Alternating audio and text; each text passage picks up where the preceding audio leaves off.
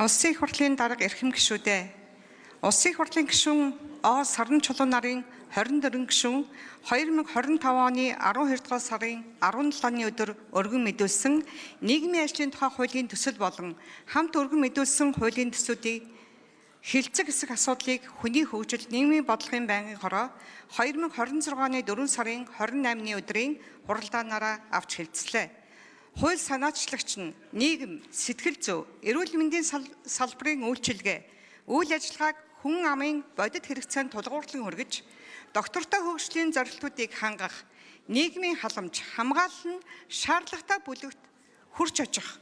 хүний суур хэрэгцээг хангахын тулд нийгмийн ажил, үйлчилгээний дэд бүтц болон нийгмийн ажлын мэргэжлийн хүрээ, тэдний мэргэжлийн үйл ажиллагааг цогцоолох эрх зүйн нэгдсэн тогтолцоог бүрдүүлэх шаардлагатай гэж үзэн хуулийн төсвийг боловсруулсан байна. Монгол Улсын их хурлын чуулганы хуралдааны дэгийн тухай хуулийн 35 дугаар зүйлийн 35-ын 6 заасны дагуу хуулийн төслийг баталснаар улсын төсвийн орлогын хэмжээ буурах, зарлагын хэмжээ нэмэгдэхээр байвал энэ тухай засгийн газрын саналыг заавал сонсно гэж заасны дагуу засгийн газрыг төлөөлж гэр бүл хөдөлмөр нийгмийн хамгааллын сайд Ав Бакир танилцуулга хийлээ. Дээрх хуулийн төслийг иргэдийн оролцоог хангах, санал авах зорилгоор Улсын их хурлын парламент эмэн захим сайдад байршуулсан болно. Байнгын хорооны хуралдаанаар хуулийн төслийг хэлцэх үед Улсын их хурлын гишүүн А. Ариун Заяа 2022 онд гарсан цар тахлын үед Япон улсаас манай улсад иргэдийн эрүүл мэндийн нийгмийн ажилтан иргэдэд тусламж үйлчилгээ үзүүлдэг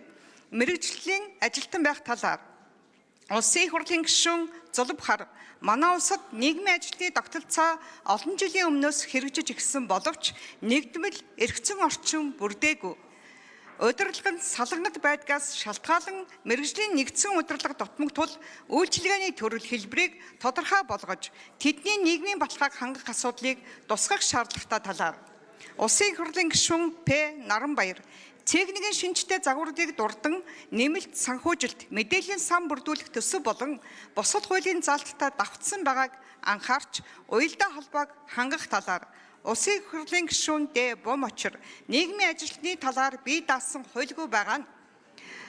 ямар асуудал үүсгэж байгаа мэргэжлийн бус хүмүүс нийгмийн ажилтны чиг үүргийг хэрэгжүүлж байгааг зогсоох шаардлагатай мөн хуулиар салбар хоорондын уялдааг сайжруулах тал дээр анхаарах. Манай улсад нийгмийн ажилтны үйлчилгээ авах шаардлагатай иргэдийн тоо хэрэгцээний талаар Улсын их хурлын гишүүн Эл Энх насан хуулийн төсөлд нийгмийн ажилтан мэргэжлийн сэтгэл зүйн үйлчилгээ өгөх талаар орсон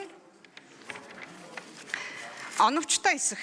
мөн нийгмийн халамжийн тухай хуулийн шинжилсэн найруулгын төсөл өргөн баригдвал энэ хуультай хэрхэн уялдах талаар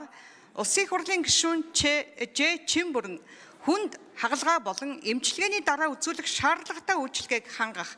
нэг цэгээс үйлчилгээ авах тогтолцоог уялдуулах, нийгмийн ажилтны үйлчилгээний стандарт, лицензийн асуудал, санхүүжилтийн тогтолцоог тусгах, сангийн яамны оролцоог хангаж, салбар хоорондын уялдааг зохицуулах талаар Улсын их хурлын гишүүн Ж. Гал Бодрох ерөнхий боловсролын сургуульд хүүхдийн төлөвшлийн асуудлыг дангаар хариуцдаг нийгмийн ажилтан байх ёстой, үүнийг сургуулийн удирдах ажилтан хийх нь зүйтэй талаар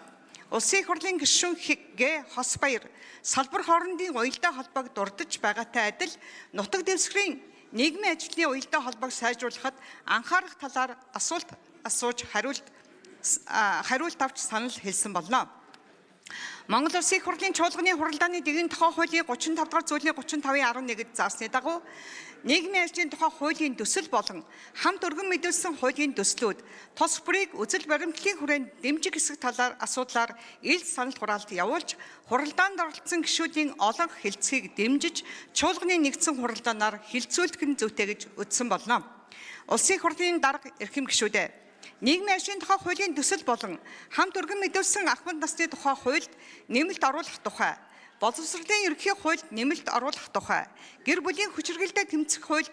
өөрчлөлт оруулах тухай, нийгмийн халамжийн тухай хуульд өөрчлөлт оруулах тухай, хөгжлийн бэрхшээлтэй хүний эрхийн тухай хуульд нэмэлт оруулах тухай, Хүүхэд хамгааллын тухай хуульд оруулах тухай, эрүүл мэндийн тухай хуульд нэмэлт оруулах тухай, нийгмийн ажлын тухай хуулийг дагаж мөрдөх журмын тухай хуулийн төслийг хилцэх хэсэг талаар хүний хөгжил нийгмийн бодлогын байнгын хорооны санал дүгнэлтийг хилцэн шийдвэрлэж өгөхийг та бүгдээс хүсэж байна. Анхаарал хандуулсанд баярлалаа.